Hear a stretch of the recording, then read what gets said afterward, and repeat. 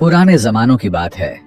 दूर किसी ममलकत में एक गांव आबाद था जो एक अजीम दरिया के किनारे वाक़ था, जहां जमीनें जरखेज थीं और खैरो बरकत वाफर थी। वहां एक बूढ़ा और अक्लमंद किसान रहता था जिसका नाम शेख राशिद था। शेख राशिद के दो बेटे थे। बड़े बेटे का नाम अकबर था, जो ताकतवर जिस्म और तेज रफ्तार था, लेकिन उसका दिल दुनिया से लगा हुआ था। वह जमीन को सिर्फ सोना इकट्ठा करने का जरिया समझता था और हर चीज की कद्र उसके मुनाफे से नापता था। दूसरी तरफ असग़र, जो छोटा बेटा था, खामोश तबीयत और कमगो था। वह जमीन को खुदा की अमानत समझता था और उसे खौशी खेतों में उगती फसल के नजारे और बारिश के बाद मिट्टी की खुशबू से मिलती थी। वह दुनिया की रंगीनियों में खोने वाला इंसान नहीं था, बल्कि एक नेक और अल्लाह की इबादत करने वाला बंदा था। जब शेख राशिद को अपनी जिंदगी के खात्मे का एहसास हुआ, उसने अपने बेटों को अपने पास बुलाया ताकि अपनी विरसा यानी अपने आबा व अजदाद से मिलने वाली एक बड़ी जमीन उनके दरमियान तकसीम करे। सबकी तवक्को के बरखिलाफ उसने जमीन को दो बराबर हिस्सों में तकसीम नहीं किया। उसने अपने बेटों को गहरी नजर से देखा और कहा, ऐ मेरे बेटो, मैं हर एक को उसके दिल के मुताबिक दूंगा। उसने अपने बड़े बेटे अकबर को जमीन का मगरिबी हिस्सा दिया। यह एक सरसब्ज शादाब और वसीअ कतता था जो दरिया के किनारे वाक़ था। इसकी सियाह मिट्टी इतनी जरखेज थी कि उसमें बीज डालते ही वाफर फसल उगाती थी। अकबर इस तकसीम से बहुत खुश हुआ और इसे अपने वालिद की तरफ से अपनी काबिलियत और बरतरी की गवाही समझा। फिर शेख राशिद ने अपने छोटे बेटे असग़र की तरफ देखा और उसे जमीन का मशरिकी हिस्सा दिया। यह एक जर्द, बंजर और पथरीली जमीन थी जो दरिया से दूर थी। इसकी मिट्टी रेतीली और सहाराई थी, जहां सिर्फ कुछ कांटेदार पौधे उगते थे। जब यह विरसा तकसीम हो गया तो वहां मौजूद लोगों को असग़र के लिए अफसोस हुआ और उन्होंने इस तकसीम को बहुत बड़ा जुल्म समझा और लोग बातें करने लगे कि शेख राशिद ने अपने छोटे बेटे के साथ नाइंसाफी की है। उसने उसे बंजर जमीन दी। लगता है वह अपने बड़े बेटे से ज्यादा प्यार करता था। लेकिन असग़र ने लोगों की बातों पर ध्यान नहीं दिया। उसने अपने वालिद का हाथ चूमा और कहा, अल्हम्दुलिल्लाह, यह मेरे अब्बा की तकसीम है और खुदा का रिज़्क़ है, वह मुझे झाया नहीं करेगा। हकीम बाप ने अपनी आखिरी नसीहत देते हुए दोनों की तरफ देखा और कहा, ऐ मेरे बेटो, बरकत मिट्टी में नहीं बसती बल्कि दिलों में बसती है। हर इंसान अपनी जमीन को अपने दिल के पानी से सींचता है। अब जाओ और खुदा हर एक को उसकी नीयत के मुताबिक कामयाब करे। यह कहकर उसने अपनी रूह अपने खालिक के हवाले कर दी। शेख राशिद की वफात के बाद दोनों भाई अपनी अपनी जमीन पर काम करने लगे। अकबर की जमीन उसके साथ सखी थी। उसने आसानी से हल चलाया और उसमें बेहतरीन किस्म की गेहूं बोया। उसका महसूल इतना शानदार था कि गांव ने ऐसा पहले कभी न देखा था। उसके गोदाम सुनहरी गेहूं से भर गए, हत्ता कि वह तंग पड़ गए। लेकिन उसका दिल पत्थर से ज्यादा सख्त था। जब गांव के गरीब उसके पास फसल की ज़कात मांगने आए, उसने उन्हें डांटकर भगा दिया और कहा, जाओ, यह मेरी मेहनत का नतीजा है, मैं इसका एक दाना भी नहीं दूंगा। उसके पास जितना ज्यादा माल था, वह उतना ही ज्यादा कंजूस और जालिम था। वह अल्लाह की राह में खर्च करने से भी कतराता था। उसने फैसला किया कि वह सारा गेहूं जखीरा करेगा और जब लोगों पर भूख की शिद्दत बढ़ेगी तो वह इसे महंगे दामों बेचेगा और बहुत ज्यादा माल कमाएगा। दूसरी तरफ असग़र का सफर बहुत ज्यादा तवील और थका देने वाला था। उसकी जमीन बखील और जिद्दी थी। उसने महीनों पत्थर उखाड़े, सख्त मिट्टी को कुदाल से तोड़ा और पानी के लिए एक गहरा कुआं खोदा। गांव वाले उसके पास से गुजरते और उसका मजाक उड़ाते। अकबर कभी कभार घोड़े पर सवार उसके पास से गुजरता और हंसते हुए कहता, पत्थर की खेती कैसी जा रही है भाई? मैं सोना काट रहा हूं और तुम पत्थर जमा कर रहे हो। असग़र उनकी तंजिया बातों का जवाब न देता। बल्कि सब्र और शुक्र के साथ अपना काम जारी रखता।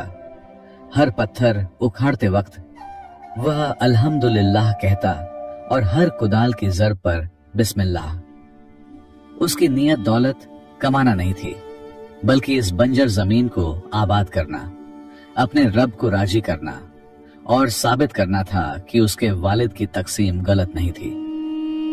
एक सख्त गर्मी के दिन जब असगर धूप में अपनी जमीनों में काम कर रहा था और उसका थोड़ा सा पानी खत्म होने वाला था, उसने एक छोटा सा परिंदा जमीन पर गिरा देखा जो प्यास से हाँप रहा था। असगर को उस पर बहुत रहम आया। वह अपनी प्यास और थकावट भूल गया, अपनी मशक उठाई और उसके आखिरी कुछ कतरे पानी अपनी हथेली में डालकर परिंदे के मुंह के करीब किए। परिंदे ने पानी पिया, फिर असगर की तरफ देखा, गोया शुक्रिया अदा कर रहा हो, जोर से चहचहाया और आसमान की तरफ उड़ गया। असगर मुस्कुराया और उसके दिल को अजीब सी राहत मिली। वह अपने काम पर वापस लौट गया। अगले दिन उसी जगह काम करते हुए उसने मिट्टी में कुछ चमकता हुआ देखा।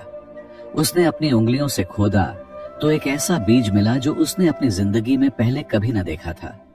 यह एक छोटा सा बीज था जिसका रंग आसमान जैसा नीला, मलमस नरम और गर्म था। असगर ने इसे आसमान से बेयज अता किया हुआ पैगाम समझा जो उस परिंदे पर रहम की जजा थी। उसने अपनी जमीन के बेहतरीन टुकड़े को तैयार किया, उस बीज को बड़ी एहतियात से बो दिया और अपने कुएं के थोड़े से पानी से सींचा। उसने इस अकेले बीज को अपनी जर्द जमीन के कल्ब में बो दिया और यकीन के पानी से सींचा।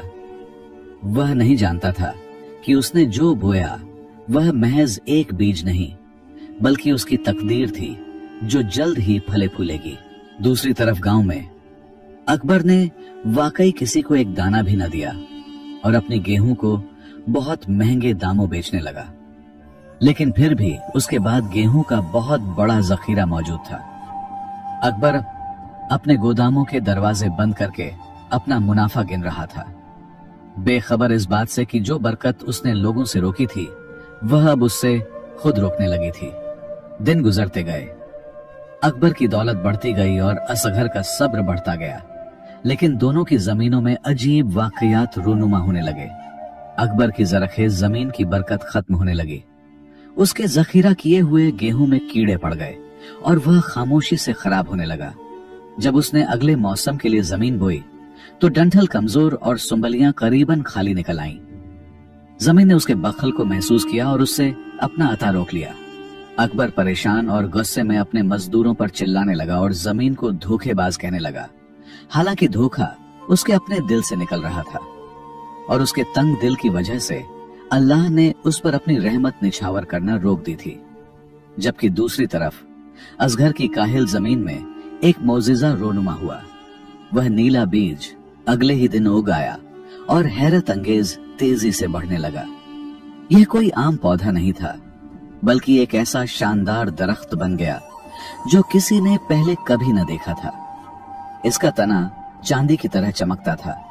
इसके पत्ते गहरे हरे और दिल की शक्ल के थे।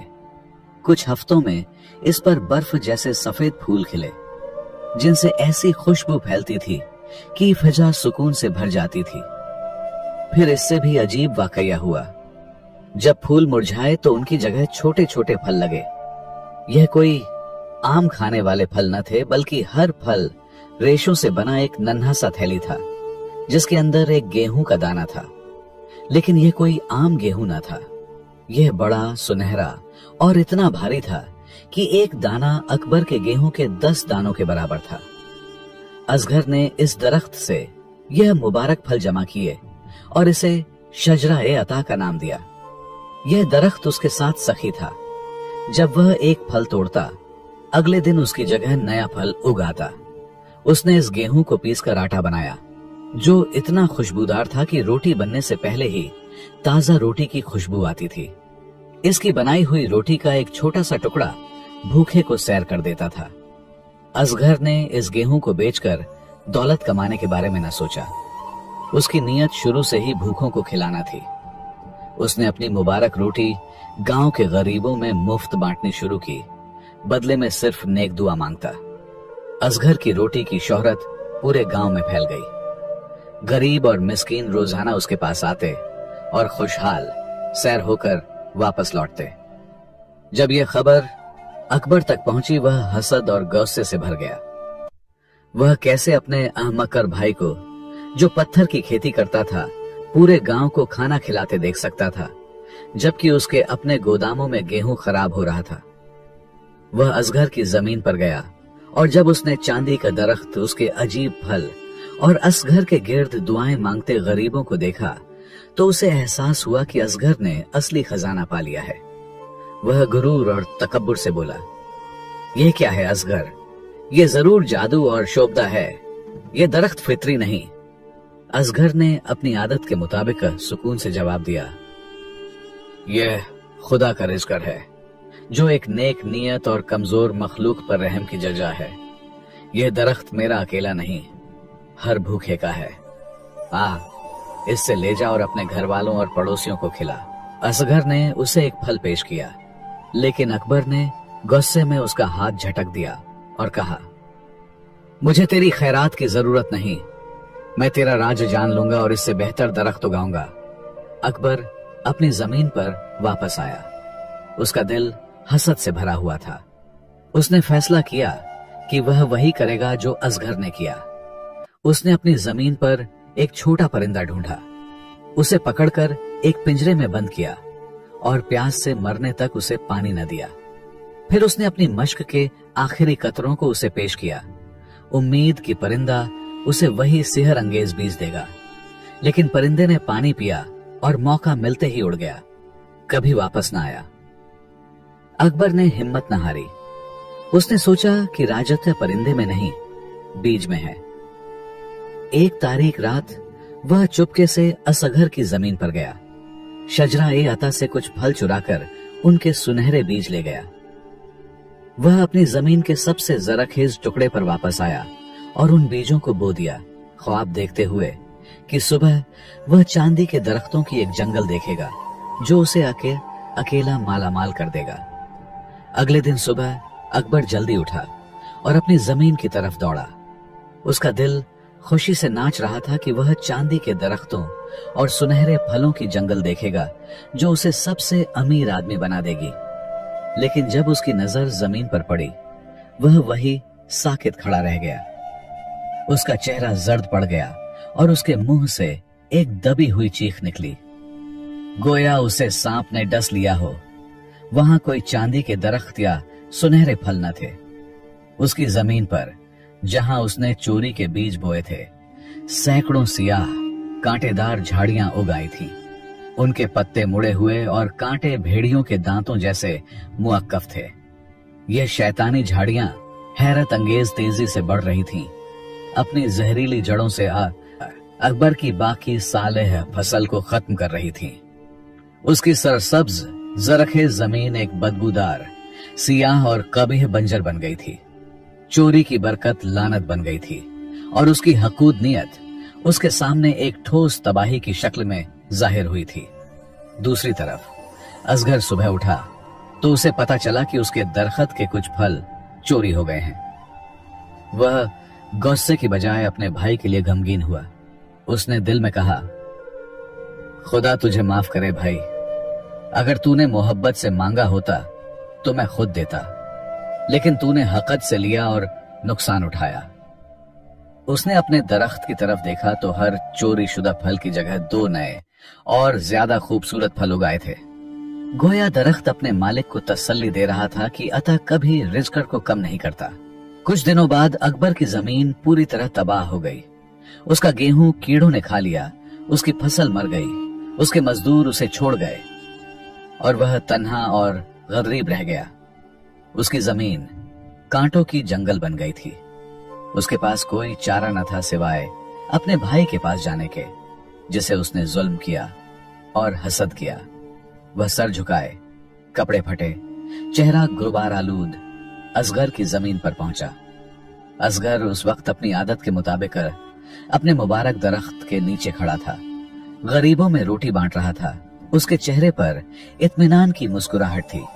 अकबर दूर खड़ा रहा, उसे करीब आने की हिम्मत न हुई, लेकिन असगर ने उसे देख लिया।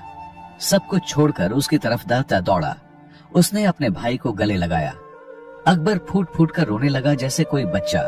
उसने अपने हसद, अपनी गैरत, अपनी चोरी और अपनी बुरी नियत का इकरार किया। उसने रोते हुए कहा, मैं अहम का था भाई। अब्बा ने मुझे जन्नत दी थी, लेकिन मैंने उसे अपने हाथों जहन्नम बना दिया। उसने तुझे मुर्दा जमीन दी और तूने अपने दिल से उसे जिंदा कर दिया। मुझे माफ कर दे। असगर ने एक लम्हे की भी ताखीर न की। उसने अपने भाई की आंखों के आंसू साफ किए और कहा, रो मत भाई। बरकत कभी बीज में नहीं थी, बल्कि उस दिल में थी जो उसे बोता है। तूने गलती की, लेकिन तौबा का दरवाजा खुला है। इस जमीन में मेरे साथ काम कर। ये हम दोनों की जमीन है। हम इससे मिलकर खाएंगे और लोगों को खिलाएंगे। उस दिन से सब कुछ बदल गया। अकबर ने पहली बार अपनी जिंदगी में मेहनत की, न दौलत के लिए बल्कि भूखे को खिलाने के लिए। उसने शुक्र की हकीकत सीखी और अता की मिठास चखी।